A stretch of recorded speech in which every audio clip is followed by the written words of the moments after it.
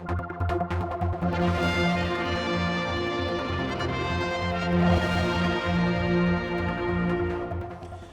it's been some 4 hours since the incident happened in the harbour here when Ben-my-Chree lost powers to its engines, and for some time now the vessel has been sitting at the Battery Pier. Well, about 10 o'clock, an announcement was made down here at the sea terminal that the Ben-my-Chree had managed to dock, and we're waiting for the passengers to talk to them. But we've had a chance to talk to the chief executive of the steam packet, Mark Woodward, and this is what he had to say. Well, coming into the harbour tonight, we think the Ben-my-Chree has encountered something which is probably fishing gear, which is unfortunately meant that the engine has shut itself down at a critical time, so she's had to emergency drop of both anchors and berth on the nearest available pier, which was the Battery Pier. I mean, it sounds quite serious. Of all the times to lose power, that can be obviously pretty dangerous, can't it? Well, very dangerous, and it's one of the things that we're most worried about. Clearly, if you're coming into harbour, you need full power, and it's not a time to lose any of your engines. Fishing nets, is this what you think it is?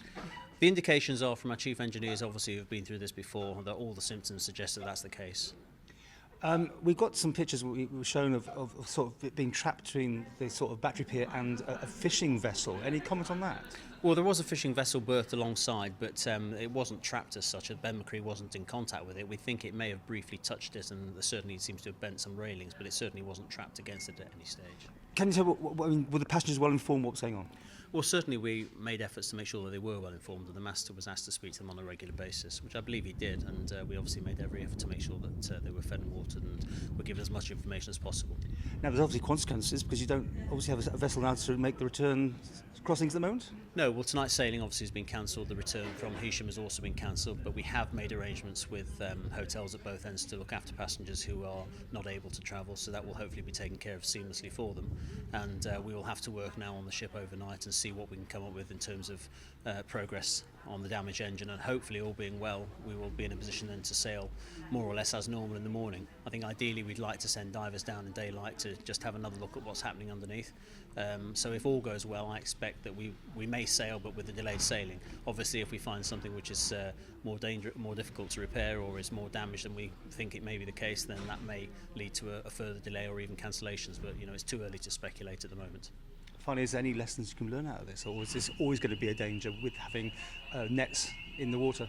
Well, we will carry out a full investigation as we always do in these circumstances, but I think if it is what we suspect it is, then it's almost impossible to legislate for, and unfortunately the seas are becoming more and more full of this sort of thing, and it's always a danger. It just is a worst case scenario for it to happen on the way into a harbour as it did this evening. The chief executive there, well, we've been hearing from people who actually experienced what went on, and I got a note earlier saying from a gentleman said he was fishing nearby and saw the whole thing. He doesn't know how the fishing boat hadn't sunk. He says the ground really shook and it was up against the side. Anyway, they said the Ben maybe had lost engine power and hit the fishing boat. We haven't had that confirmed at all, by the way, and as you certainly heard from Mr. Woodward, he said it didn't hit the boat. But he says, he went on to say he thinks the fishing boat could be quite squashed, and he doubts if he'll ever go to sea again. So two contrasting versions of what went on there. We've also had a chance to talk to some of the passengers as they came off tonight, and this is what they had to say. I don't really know what happened, but we're held getting into the harbour. We think the engine, one of the engines failed, and the captain and crew were very good, and the cabin crew were excellent as well. We kept reasonably informed what was happening. Was there any panic on board? No panic at all. I mean, it was handled very well. It's always difficult because people have got ongoing commitments and taxis waiting for people and what have you. But it was fine. But gave us some light refreshments and kept us going. We crashed into a fishing vessel. The side of the fishing vessel went, and then one of the engines blew, so we had to get pulled in. Did you hear any sort of noise or anything? Yeah, loud crash. All right. Yeah, big loud bang.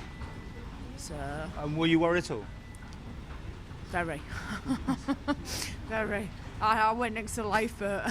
Did you? Yeah. Sat chilled out really and waited for it to dock. Was there any sort of indication on board that there was problems? Only once it stopped. We waited for a while and then it just came on that the engine had failed. So, yeah, that was it really.